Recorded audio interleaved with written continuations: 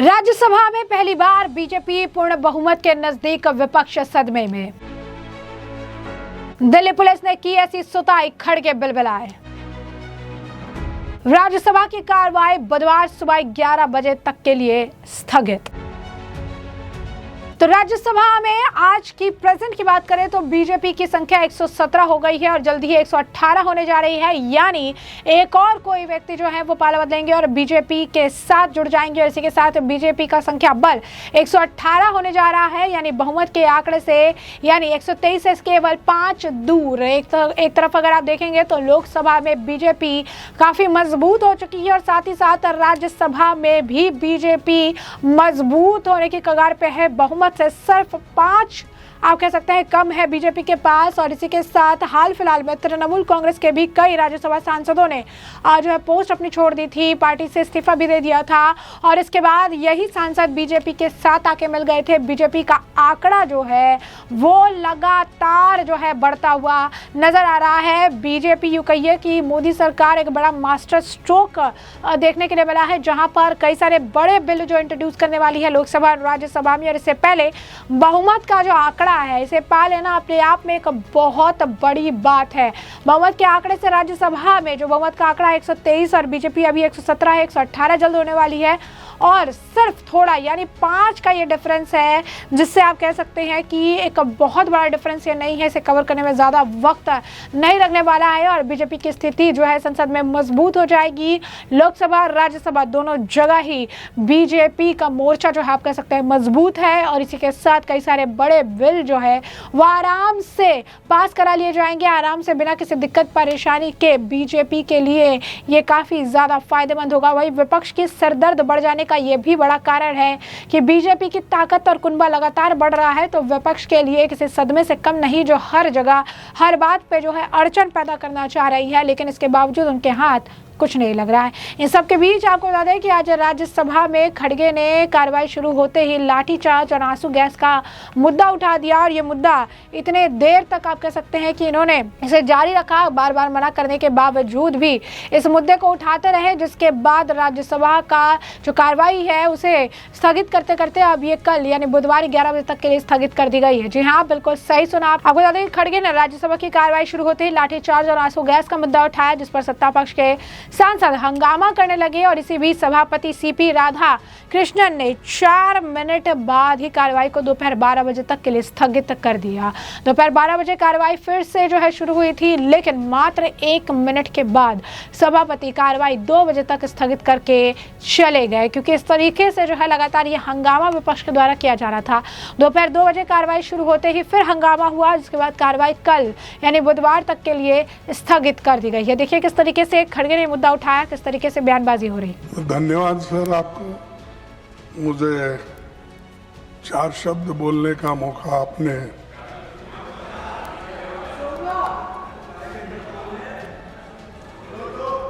बोलो, और क्या बोलना है।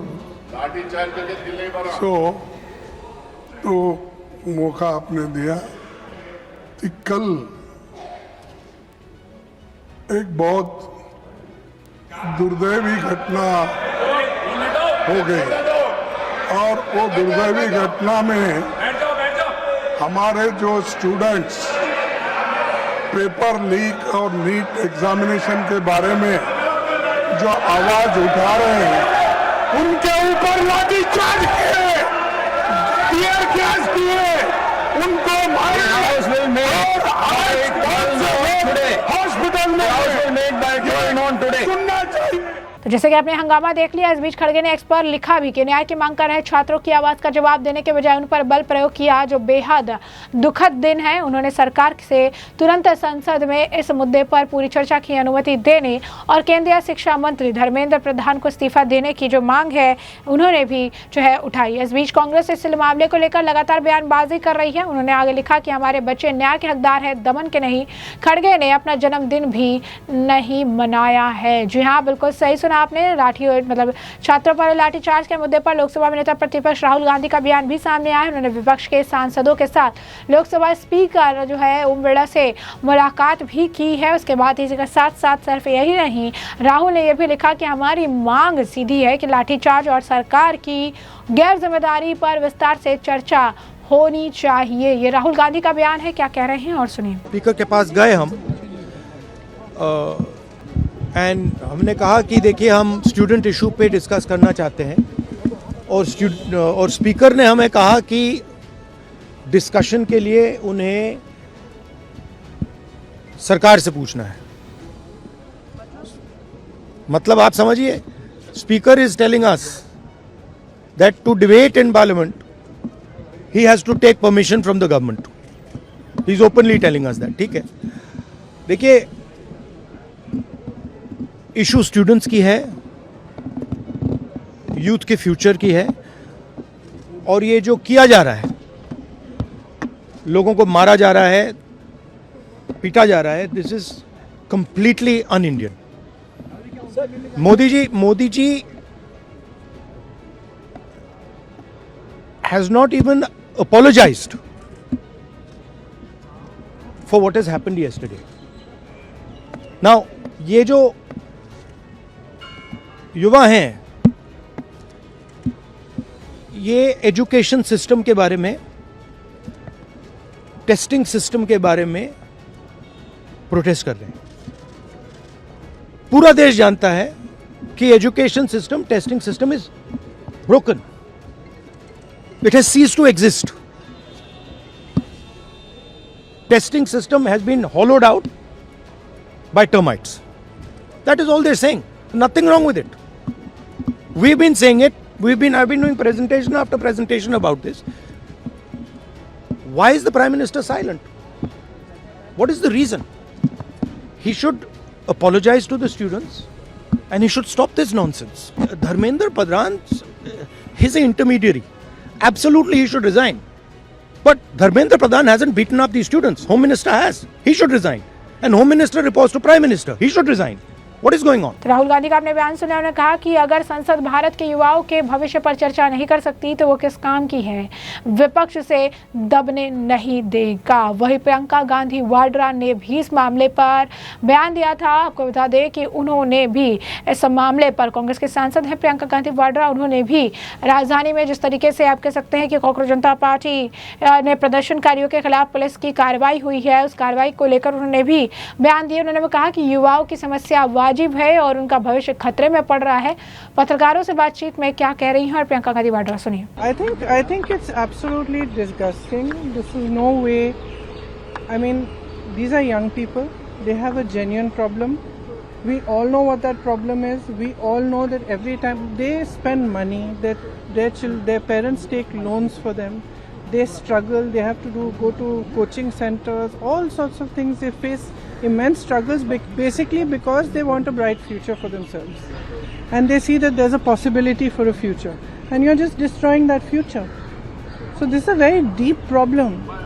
This problem has been there for many years and we have been talking about it for many years. I remember when I was in UP, I was taking this problem up because every young person I met, you will not believe, I met a person he was 28 years old and he was crying because he said that every time he has given the exam, and he has given the exam so many times, the paper leaks, something goes wrong, and at the same time he feels that now I've invested so much in this.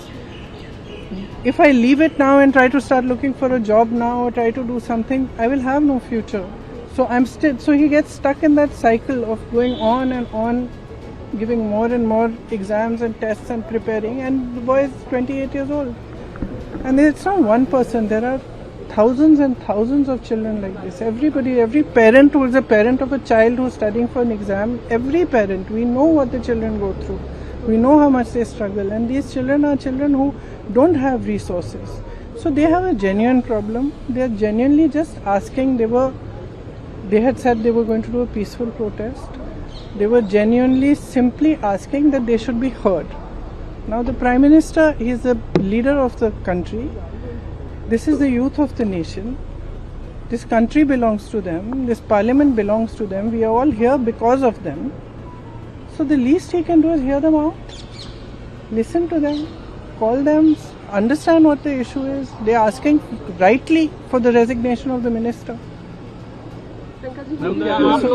He is the person who is responsible. तो जैसे कि आपने उनका बयान सुना, साफ तौर पर कहा छात्रों के परिवार बेहतर भविष्य के लिए बहुत त्याग करते हैं और उनकी बात सुनी जानी चाहिए। मुझे लगता है कि ये बहुत ही शर्मनाक है, ये युवा है, इनकी एक वास्तविक ये समस्या है और हम सभी जानते हैं कि वो समस्या क्या है। हर बार जब वो पैसे खर्च करते हैं तो उनके माता पिता उनके लिए कर्ज लेते हैं, वे संघर्ष करते हैं, उन्हें कोचिंग सेंटरों में जाना पड़ता है और उन्हें बहुत कठिनाइयों का सामना करना पड़ता है क्योंकि वो एक उज्जवल भविष्य चाहते हैं। वे इस भविष्य की संभावना को देखते हैं और आप बस उसे नष्ट कर रहे हैं। तो ऐसे में आपने तमाम बयान सुन लिया और हमने आपको जो पूरा मामला विस्तार से बता दिया। इस पूरे मामले पर आपकी भी जो राय हो कमेंट सेक्शन में कमेंट करके ज़रूर से ज़रूर साझा करिएगा। धन्यवाद।